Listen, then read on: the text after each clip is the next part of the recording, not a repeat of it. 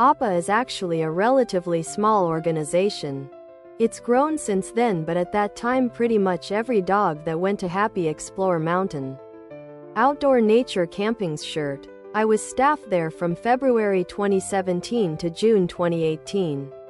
And I remember a lot of the dogs I've placed. Usually not puppies as much.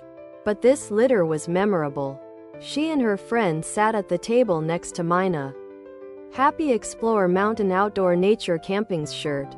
Tank top, V-neck, sweatshirt and hoodie. Hoodie. Happy Explore Mountain Outdoor Nature Camping's shirt. Sweatshirt. Tank top, V-neck.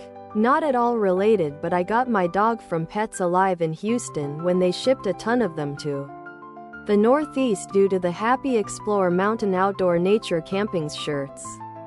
He had been tied to a fence and abandoned as the storm came in. He's my best friend and has gotten me through a lot. So I just wanted to thank you for your part in rescuing him and sending him up here to me.